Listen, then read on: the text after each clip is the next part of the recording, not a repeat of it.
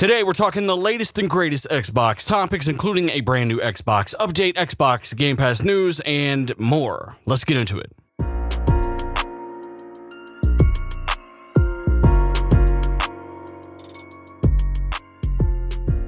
What is happening, guys? Dealer here, back again with yet another video. Yes, another video, because there are actually things to talk about right now, and that includes a brand new system update for Xbox Series consoles. This one improves performance, and I know what you're thinking. There have been, there's been quite a few of those, eh? Yeah, there have, actually. Officially confirmed by Microsoft, this does boost Xbox Series S consoles, and if you happen to have one, you might want to hear about this. In addition, we've got a brand new update on Xbox Game Pass that is likely to blow your whole family's mind. So, of course, if you end up liking this video, maybe hit the like button, tell a buddy or two about the channel, and hey, check out the rest of the videos, check out the podcast. Thank you very much. Let's get into it. First things first, we have to cover a brand new update on Xbox Game Pass. This is rather big because, well, it saves you a tremendous amount of money. It's also something many of you in the comments and on Twitter have been asking me about for a long time, and I am, of course, talking about Xbox Game Pass Ultimate Family Plan. Yes, multiple accounts under one subscription instead of having to pay for each individual one. This is going to be an amazing deal for families and basically anybody that has more than one account that wants to use Game Pass. That wants a little discount. You know, it's not a big deal. Microsoft,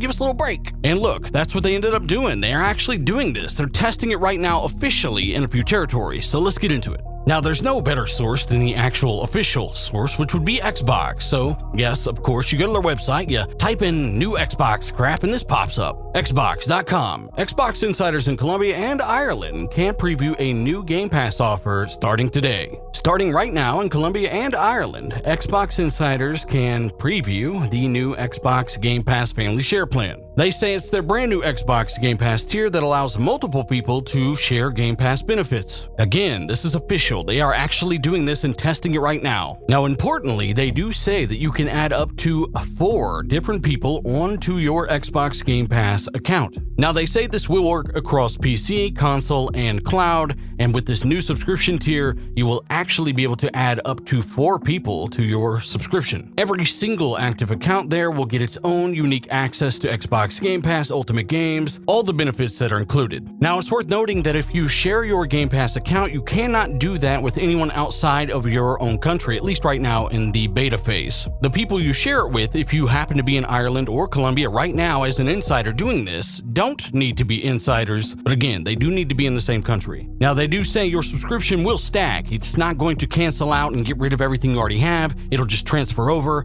and be turned into this new tier of Xbox Game Pass. They also say if you got your Xbox from Xbox All Access, then you're out of luck. You don't get to actually participate in this. I do not know why. Now, again, there are some issues with this right now. That's why it's in beta. Of course, these issues have been reported. I will link all of this down below so you can check it all out in detail. Just know that if you're having issues getting it to work, you're not alone. These things have to be worked out, and of course, once worked out, this is going to be massive. Add up to 4 other people to your Xbox Game Pass account. It's very, very pro-consumer. They're really going above and beyond. In fact, they don't really even have to do this. You would think they're kind of losing money on this in a way, but I guess they found a way. They can count much higher than we can. After all, they're worth trillions of dollars. There's a little bit of debate on if it's 4 or 5 people that can have this shared Xbox Game Pass experience. It does say add up to 4 onto your subscription, but some think that's for additional. It might be for max. There are some questions there, but ultimately we will have to wait and see how this turns out. If you know somebody in Colombia or Ireland, send them my way. Maybe they know. Maybe they're trying it right now. But hey, did you know that Xbox often update their Xbox consoles with pretty much everything except for the DVR? Yes, it's a fact. A universal one at that. And they are also updating the performance on Xbox Series S. Microsoft have a grand vision of their consoles using what they call velocity architecture. It's a memory multiplier technique that increases availability and, of course, speed of assets being delivered through the pipeline. Now, the physical RAM on the motherboard is, of course, for gaming, but they also have a virtual pool of RAM as well that involves the SSD and a whole other bunch of things that basically extend what is possible with their RAM. Here's the problem. Nobody's using that right now.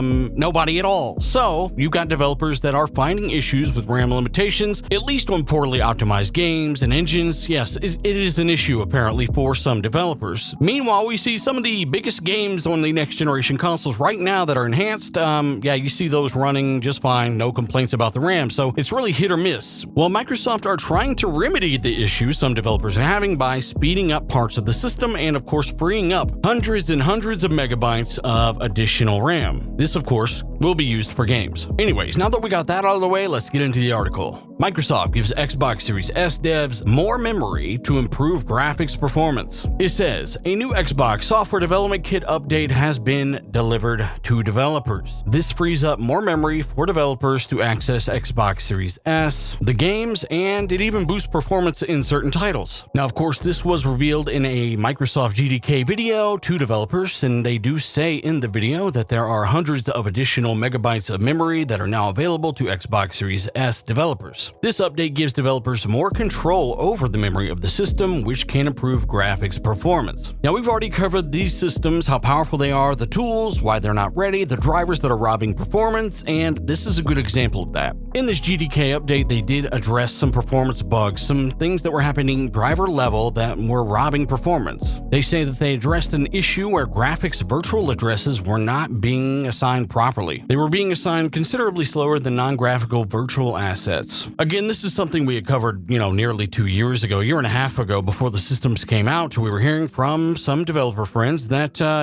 there were driver issues, there were tool issues. They basically had to start from the ground up with GDK again, and while it's good for the long term, it's not really great for the short term. Well, they're finally catching up to themselves. They figured out how to fix some of these issues, and they've even managed to make things more efficient. After all, that memory has to come from somewhere, right? And this kind of reminds me of a similar situation with the Xbox One X in 2017. That console was supposed to launch with, of course, more RAM, but 2 gigabytes of that were being taken up by the OS. Turns out Microsoft had plans for a 4K dashboard on One X, but the cost was just too high. Developers spoke out. Microsoft basically ditched the dashboard idea and gave that RAM back to them for games development. And I expect even more RAM to be freed up as updates do hit Series X and S. That is what's probably going to happen. They're going to update the OS, they're going to actually free up even more memory, and hopefully they build a new dashboard from the ground up to leverage a 16-thread Zen 2 processor. I didn't even know it was possible for this processor to struggle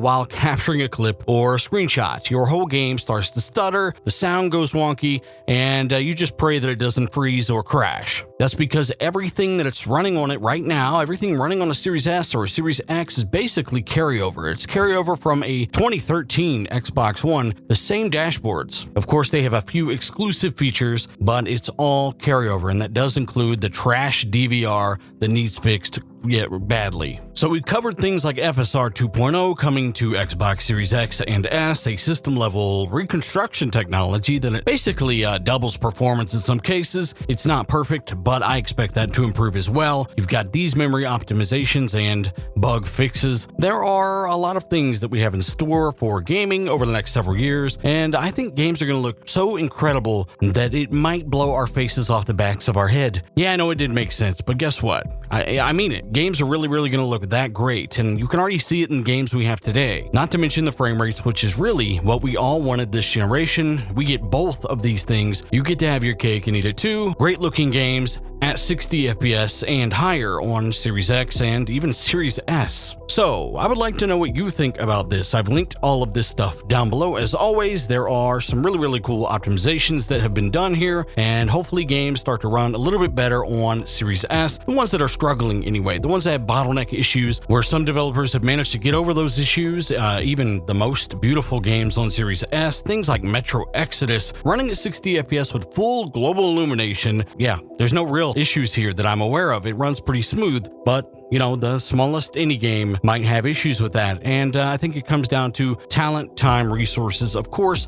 but Microsoft finding these issues, making them better, freeing up some extra RAM, and getting more performance. It's a win-win. It'll pay dividends in the future, and it's even managed to increase the performance they're getting for PC development. But yeah, let me know your thoughts on all this stuff, guys. Hit the like button if you ended up enjoying this video, and of course, tell a buddy or two about the channel. We cover Xbox-related things. I do a podcast every single week, and I try to do a video a week, but lately there just hadn't been nothing. I feel like the news is really going to pick up here soon, sooner than later, and it all starts with this video, hopefully. Until then, feel free to check out the last couple podcasts. I also did a video a week or so ago, and I'll try to scrounge some things up for you guys. Again, thanks to everyone. Thanks to Daniel Polymath for sending me some of this stuff. Lethal Papa, of course, for sending me some of this stuff. Let me know what you've been playing down below. I've beat As Dusk Falls. I've beaten, well, pretty much everything, and I'm waiting for some games, just like some of you don't have too much of a backlog that I'm actually interested in. That's just the case. Really, really excited for things to come out next year. I cannot wait, and I'll be talking about them all right here. But once more, I'm Dealer. I'm out.